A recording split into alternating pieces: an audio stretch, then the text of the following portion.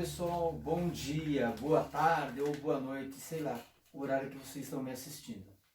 Mas hoje vamos dar continuidade naquela perspectiva de construção do Taylorismo ou da administração científica.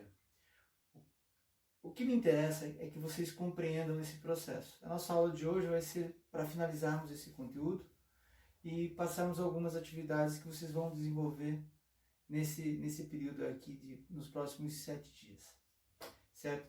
Vamos ter também uma atividade avaliativa. Eu vou colocar no Class para vocês tudo isso detalhado mais à frente, ok? O que eu quero que vocês entendam hoje, nós paramos quando iniciamos a discussão sobre Taylor e Taylorismo, mais ou menos por aqui, quando definimos o que é administração científica e como que ela se colocou no contexto do final do século XIX e início do século XX. Eu fiz uma introdução para vocês nesse sentido. Então, a organização e a administração devem estar pautadas, devem ser estudadas cientificamente e não de forma empírica. Então, Taylor queria que as coisas fossem construídas de maneira científica, ou seja, a partir de uma experiência que realmente foi válida e que pode ser repetido. E essa com uma atribuição das tarefas e a quem estiver mais apto a realizá-las. Então, a preocupação do Taylor é a tarefa e realizá-la de maneira adequada. O que ele busca com isso é dar o máximo de prosperidade, tanto para o patrão quanto para o empregado, aumentando o salário do funcionário, do colaborador, por meio da sua produtividade ou por meio da confecção de maior número de peças ou de maior número de trabalho efetuado durante o período em que ele estava dentro da sua indústria. Então o Taylor começa essa preocupação colocando algumas coisas. É importante vocês localizarem que no início do século XX surge a indústria em escala.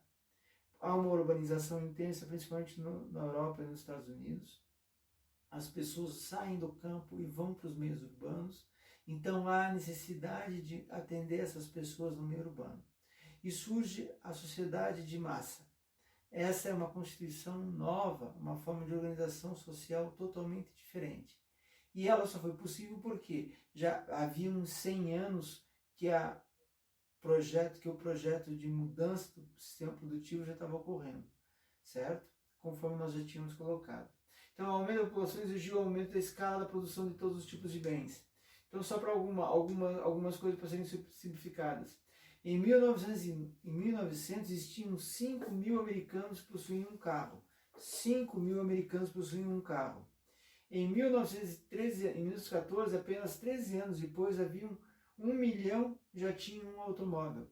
Então você sai de 5 mil para 1 milhão de pessoas possuindo um meio de transporte próprio.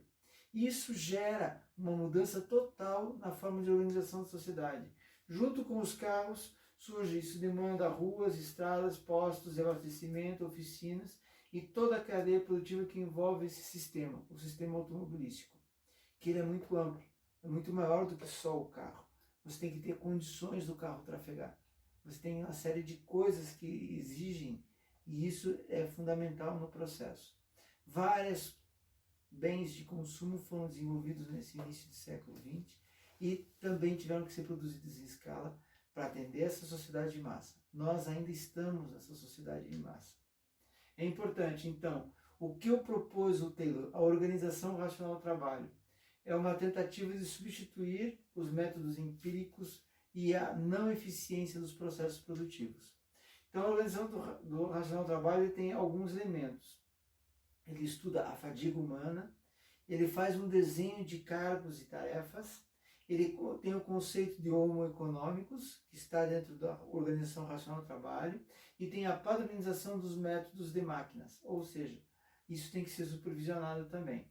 Então existe uma percepção de que você precisa estudar a fadiga, você precisa ver como que é a melhor maneira das pessoas fazerem as tarefas, como que elas ficam menos fadigadas e podem produzir mais. E você observa isso de uma maneira científica. Então todas essas etapas fazem parte da ORT, ou Organização Racional do Trabalho. Esses são os elementos principais, que são fundamentais no processo. Então, a análise e estudo de tempos e movimentos, racionalizando o trabalho dos operários. O que ele busca? Ele busca pensar quais que são os movimentos ótimos para cada atividade, quais as ferramentas que têm que estar disponíveis, quais que são a maneira dessa pessoa trabalhar e quais que são os movimentos ótimos para essa pessoa em cada atividade. Então ele gera com isso a criação de um tempo padrão. A execução da tarefa obedece a um tempo padrão. Esse tempo padrão vai fazer com que o operário, com que o trabalhador se especialize na tarefa e a melhor forma de realização do trabalho. Isso gera um controle do operário, do que ele deve fazer. Ele se torna praticamente uma máquina. E isso é uma das críticas que vai ser feita. Mas isso gera uma melhoria de produtividade enorme e gera padrões de trabalho que são foram fundamentais no desenvolvimento tecnológico ao longo do século XX. Então tem várias coisas que surgiram a partir dessa mudança na concepção do trabalho. Então os esforços de guerra que houve durante o século XX, em especial na Segunda Guerra Mundial, só foi possível a produção em massa, só foi possível, dentro do esforço de guerra, só ocorreu a partir da especialização do trabalhador e de tempos em movimentos, onde a tarefa era o mais importante. Então o estudo da fadiga, eliminação dos movimentos que apenas desgastavam, adaptação dos movimentos à própria fisiologia do ser humano. A fadiga humana produz diversos efeitos maléficos, como mais acidentes, mais doença, maior tempo para realizar as tarefas, menor qualidade do trabalho e maior rotação do pessoal e menor produtividade. Todas essas são consequências da tarefa ser mal executada. E é isso que o Taylor buscava, com o tempo adequado, com a tarefa adequada, com os movimentos adequados. Então, a divisão de especialização do trabalhador ela também envolve melhora da eficiência do operário, limitação do operário a uma tarefa repetitiva. Quanto maior a especialização, maior é a eficiência. E o sofrimento sofreu diversas críticas pela falta de liberdade e desmotivação do operário. Porque você, todo dia, fazer todo dia a mesma coisa, repetindo isso a vida inteira, é um desgaste.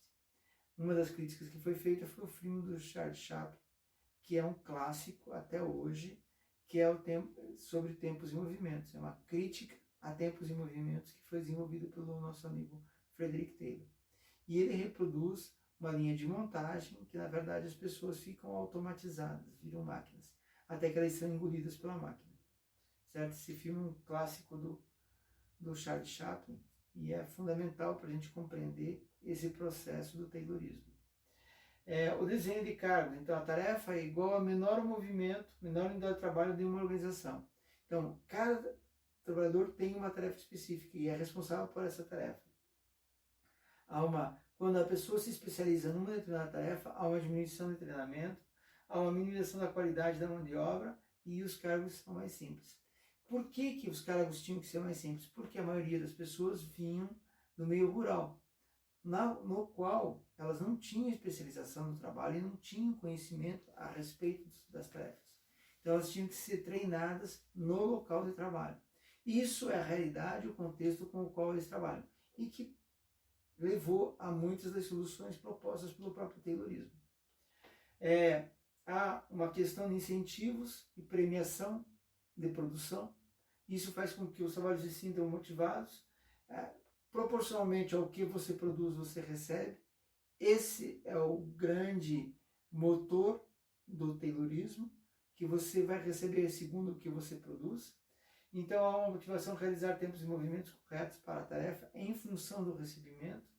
E há um acréscimo percentual, pois atingir o padrão obrigatório de produção, o que você fizer a mais, você vai estar ganhando a mais pelo que você está produzindo. E isso motivava as pessoas a produzirem mais. É claro que está aí a concepção do homo econômicos, aquela pessoa que ela fazia tudo e qualquer coisa por mais dinheiro. Então, quanto mais dinheiro você ganhava, mais você tinha condições de desenvolver o seu trabalho, segundo essa visão do homo econômicos. Não quero dizer que seja isso a realidade. Essa era a concepção do Taylorismo e da administração científica do trabalho. Ok? Final do século XIX e início do século XX. É importante que a gente localize. Então, o conceito de homo econômicos que está nisso, o homem é movido por recompensas salariais. Ou seja, ele está movido só pelo econômico, pelo material. Deixa-se de lado qualquer outra coisa. E o homem trabalha porque ele precisa, e não obrigatoriamente porque gosta do que faz. Então, essa concepção do que gosta do que faz é uma concepção do final das últimas 3 décadas. Você se realizar no trabalho é uma concepção das últimas 3 ou 4 décadas do século XX, certo? Então, você só pode gostar do trabalho por meio dos incentivos individuais. E você deveria ser selecionado como um homem fisicamente apto para a tarefa que você executava e preparado, usando as ferramentas adequadas àquela tarefa. Então, é por meio da racionalização do trabalho que controla-se o operário. Porque ele tem as ferramentas, ele tem o tempo padrão, o que ele fizer a mais, ele vai receber a mais por isso. Então, você, na verdade, tem um controle sobre as tarefas e sobre o que deve ser feito, como deve ser feito. Então, as condições do ambiente do trabalho também era revisada pela Organização Racional do Trabalho, pela ORT. Então, as condições ambientais, como luminosidade, como a areação, como a entrada de ar, como as ferramentas, poderiam prejudicar, ou a falta de ferramentas, a execução da tarefa. Então, tudo isso era previsto com antecedência e era preparado com antecedência. Esse processo era fundamental na compreensão do que deveria ser feito, como deveria ser feito. Então, essas condições só deveriam acontecer porque resultavam em maior produtividade e não em maior satisfação do operário. Então, não existia a perspectiva de satisfação do trabalhador. O que existia era a necessidade desse trabalhador sobreviver por meio do seu trabalho e que ele iria se submeter a qualquer forma de trabalho para alcançar essa sobrevivência. E quanto mais ele produzisse, mais ele ganhava. Vejam que por trás está a concepção do homo econômicos, certo? Do homem que faz qualquer coisa por dinheiro, pelo lado material. Outra coisa, há uma padronização de métodos e de máquinas, ou seja, tudo é feito de maneira sincronizada, para que não haja perda de tempo. Há uma intensificação do trabalho. Todos os fatores envolvidos no processo produtivo deveriam estar padronizados. As ferramentas, as atividades, tudo correspondia a uma padronização.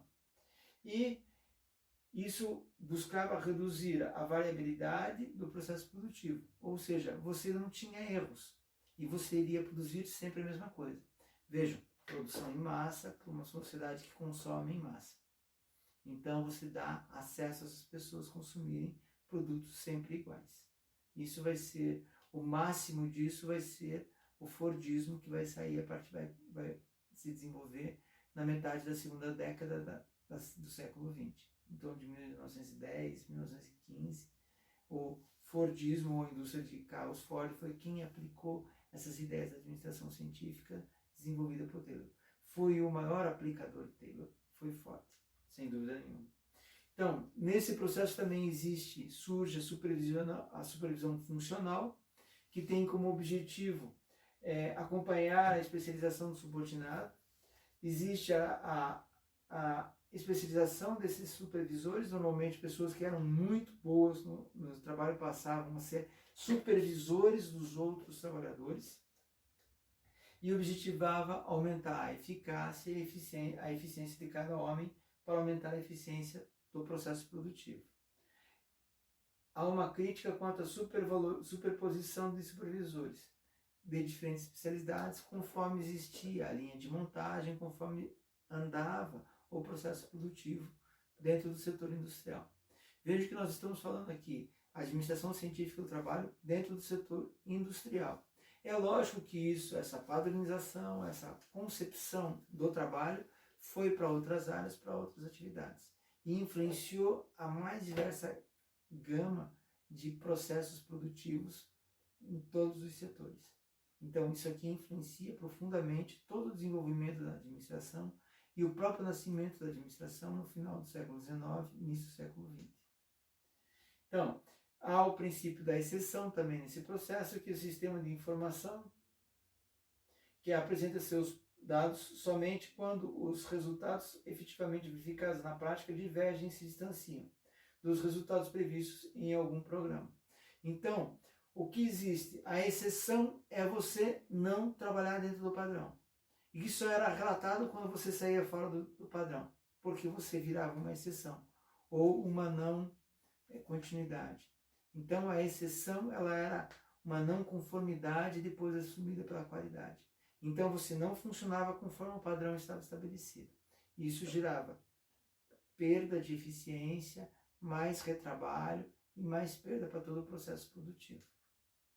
Então, resumindo, ORT, estudo da fadiga. Quais são as causas da fadiga? Menor produtividade, menor qualidade, maior rotatividade, doenças e acidentes, capacidade de esforço. Então, quanto mais fadiga, menor é a produtividade, maior é a rotatividade, maior são as doenças e acidentes, e menor a capacidade de esforço. Com a divisão e especialização do trabalho, você tem, isso ocorre por meio do quê? Pela desenho de cargos e tarefas, simplificação dos cargos e tarefas, baixos custos de treinamento, redução de erros.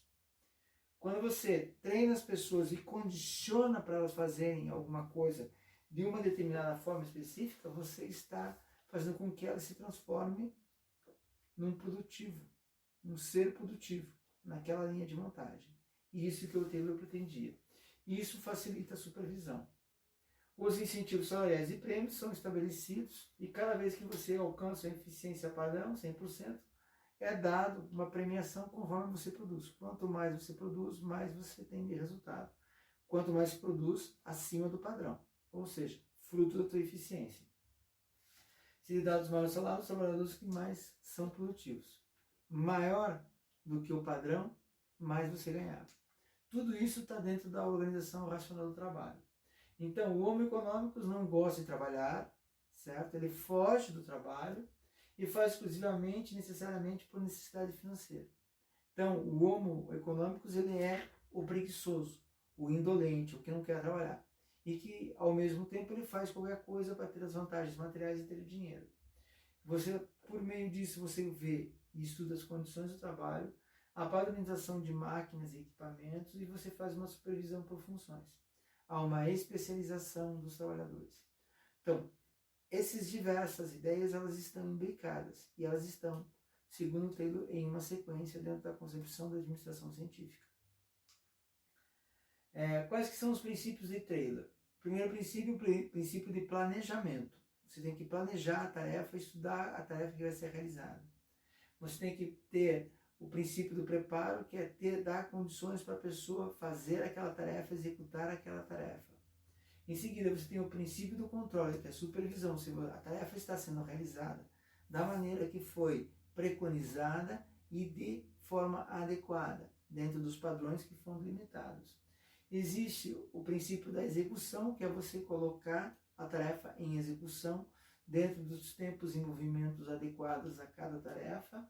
E existe o princípio da exceção, que é a não conformidade, é quando você quebra essa sequência e você é avaliado pela supervisão o porquê houve a exceção, o porquê que houve o erro num processo produtivo.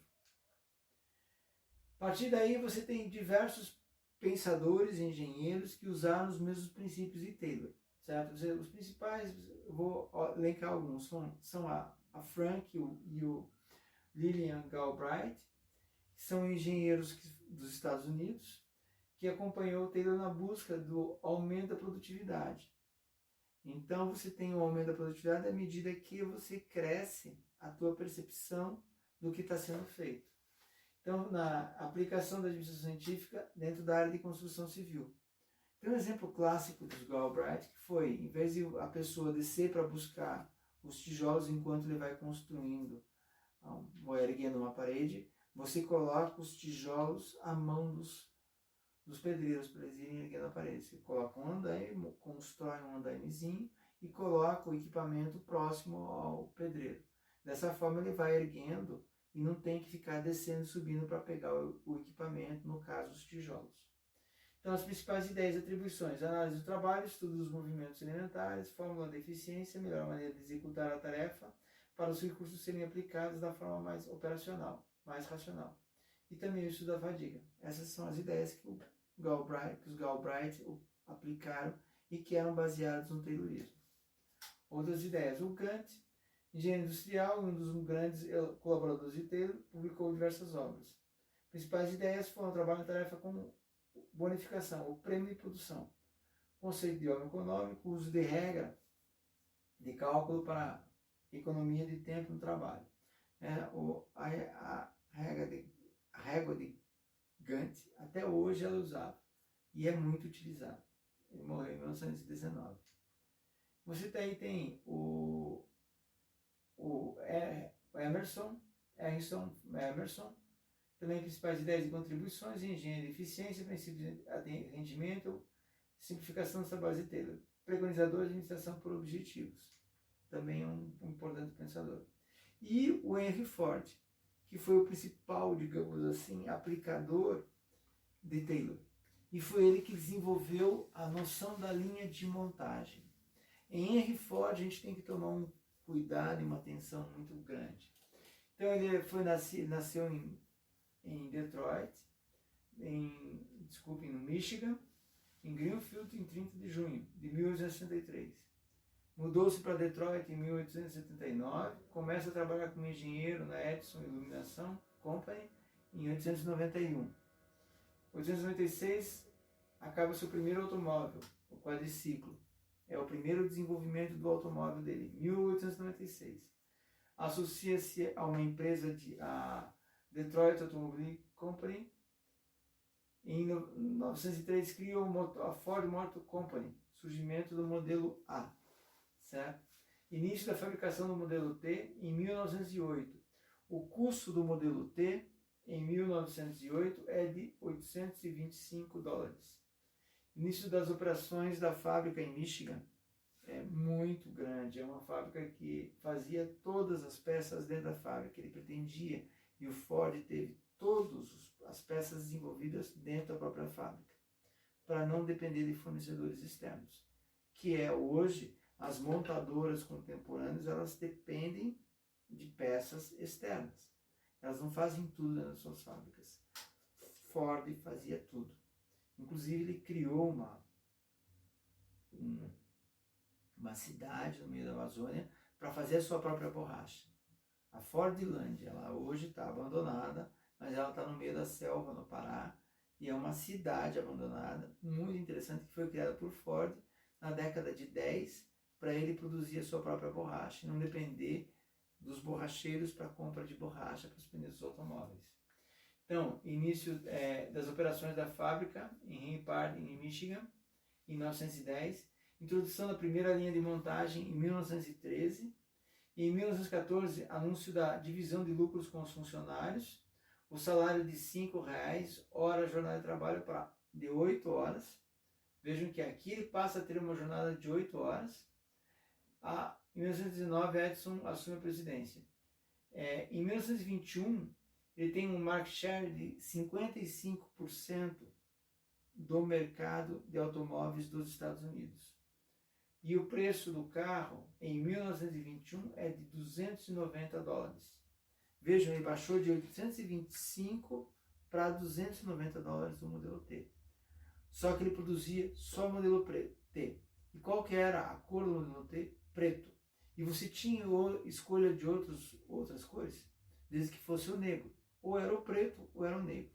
Ou seja, é uma padronização total, sempre a mesma coisa, e produziu milhões de carros em cima da linha de montagem. Então ele foi muito importante nesse sentido. Em 1926 ele emprega 150 mil pessoas, produção anual de 2 milhões de carros. Em 1927, fim da produção do modelo T, introdução do modelo A. Criação da Greenfield Village e Edison Institute, 1929. Morre Edison Ford, o filho dele, aos 49 anos. Em 1947, falece com 83 anos o Henry Ford, no Michigan. Eleito pela revista Fortune ao lado de Alfred Sloan, Thomas Hodgson, da IBM, e Bill Gates, os 4 maiores homens de negócios do século XX. Ou seja, no período que ele viveu, ele foi muito importante.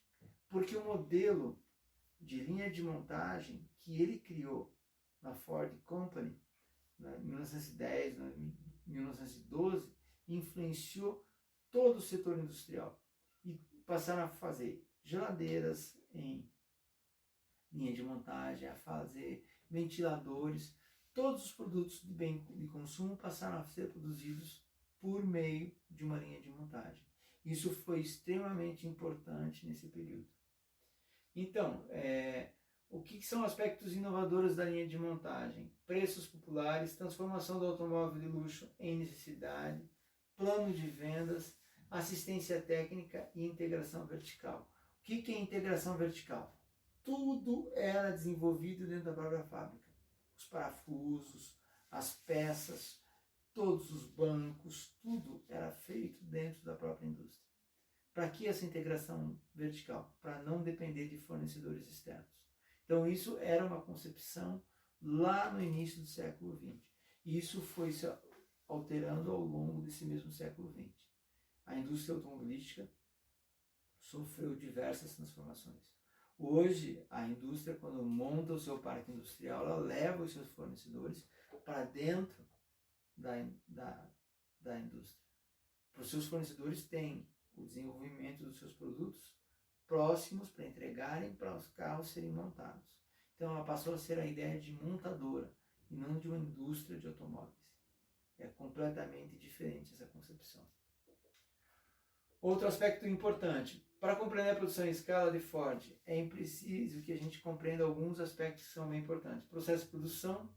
Em 1910 a Ford produziu 19 mil carros. Só para vocês terem uma ideia do que foi a produção do modelo T.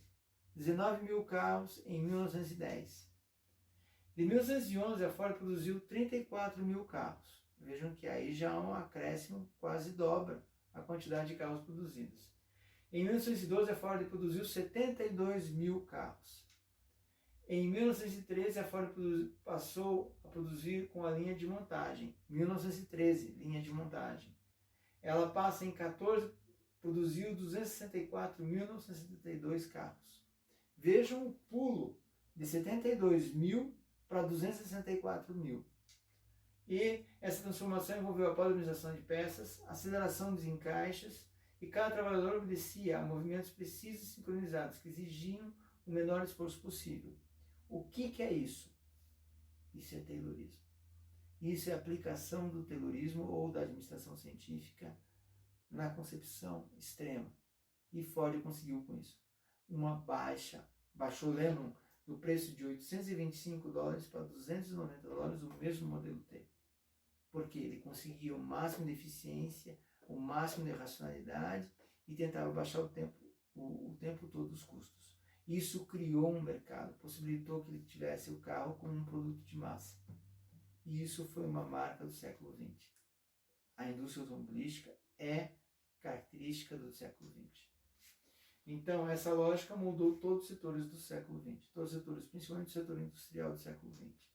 Isso tem uma certa importância. Então, princípios fordistas que estão implícitos nesse processo. Consiste em diminuir o tempo, intensificação, o tempo de duração com o emprego imediato dos equipamentos da matéria-prima e a rápida colocação do produto no mercado. Então, quanto mais rápido você produz, mais rápido você coloca o produto no mercado. E mais rápido você tem condições de ele ser assimilado pelo mercado.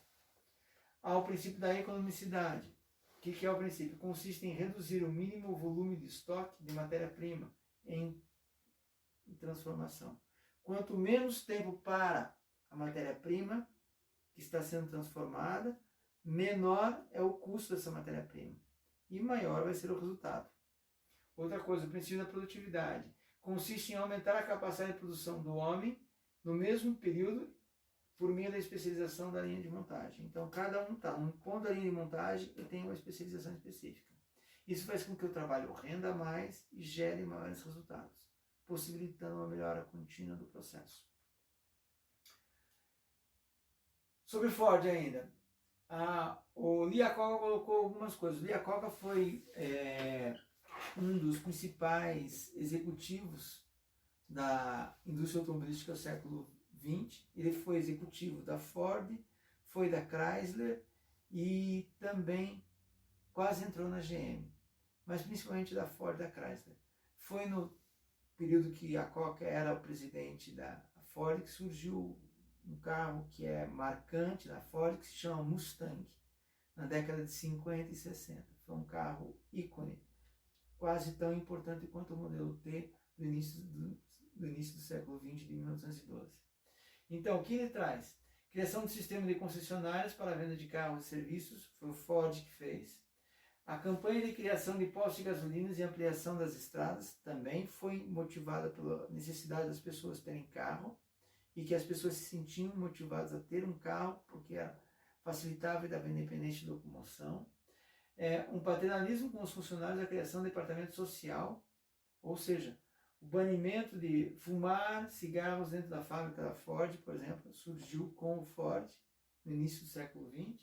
A internalização da Ford para 33 países, inclusive para o Brasil, e a jornada de trabalho de 8 horas, e também um salário mínimo por essas 8 horas de trabalho. Então, há uma série de questões que não existiam antes, como uma carga horária de 8 horas, como um salário mínimo. Quem criou isso no início do século XX foi o Ford, dentro das indústrias Ford, que empregou até 150 mil pessoas no período áureo, entre a década de 10 e 20. Ou seja, Ford teve um papel fundamental na criação da classe média e do mass market, ou nos Estados Unidos. O que é mass market? É o mercado de massa, onde você tem uma grande quantidade de produtos para um grande consumo de produtos. Essas são contribuições do Fordismo. Então, a lógica do sistema de produção em escala, ele está preso a algumas questões que são importantes.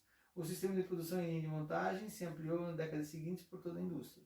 Primeiro ponto, conforme já coloquei.